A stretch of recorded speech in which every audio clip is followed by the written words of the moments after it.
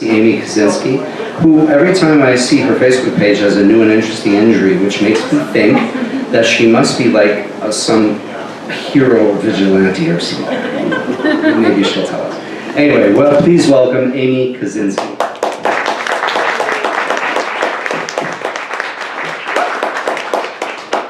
Hello, I'm going to be reading from my novella called The Golem Factory.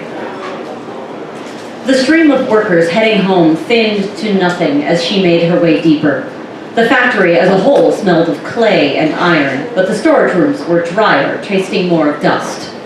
Adva wrinkled her nose at it, heading off a sneeze.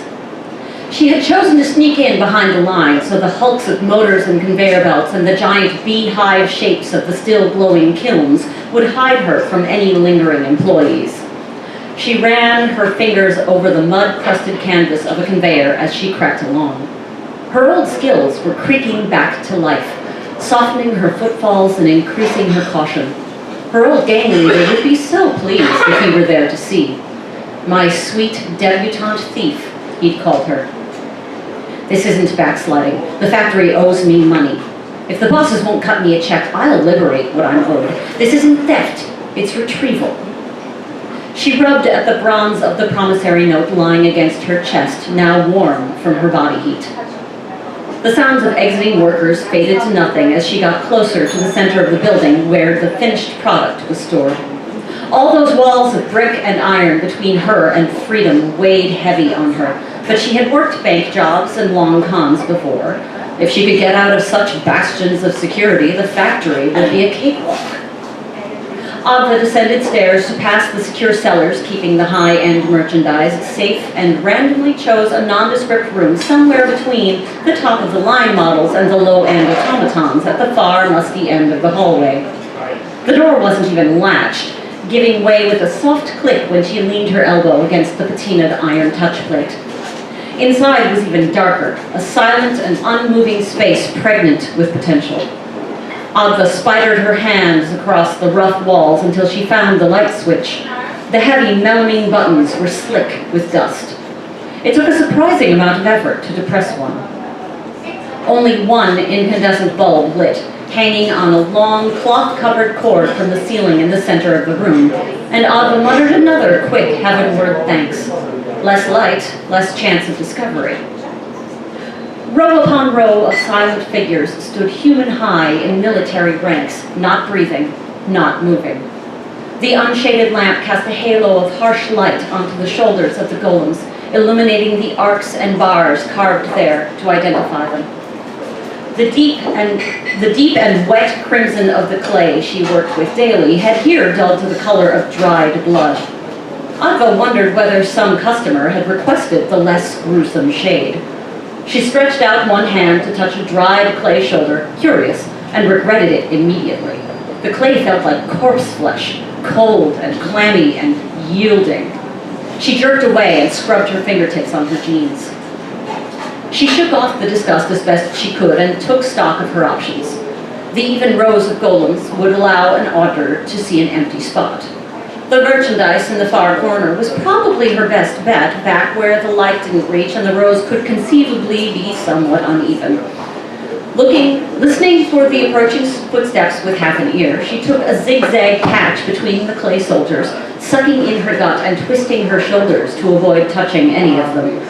The genderless figures towered over her in the uncertain light, and she couldn't help but remember the tales rabbis told of the golems that went rogue, destroying everything they encountered until they were themselves destroyed. The one in the far corner was no different from its siblings, aside from the names incised in the back of its head. Tal Mibait Kolin.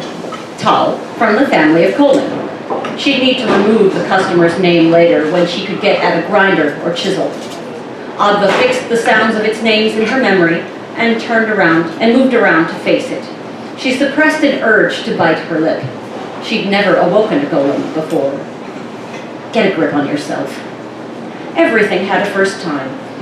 One corner of her mouth tugged up.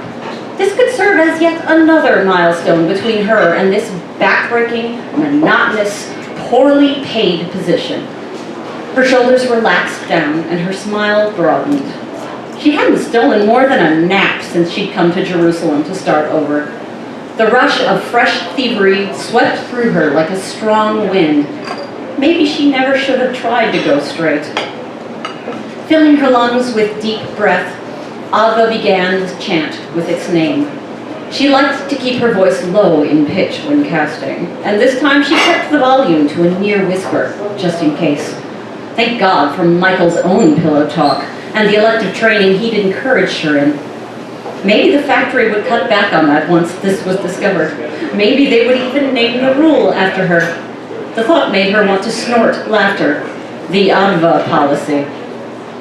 The chant was spinning a tight thread of energy around the golem, just as she'd been taught to expect. The final 5 syllables beat down upon it as though the barrel chest were a kettle drum. It shuddered and drew in a protracted first breath.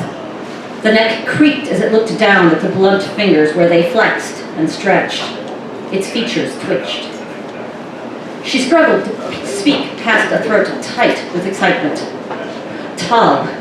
Her breath came quick with exertion. Follow me. The rough-hewn head shifted to face her. Its black granite eyes sparkled. You are not my master. Its voice was as low as her chanting had been. Ava blinked.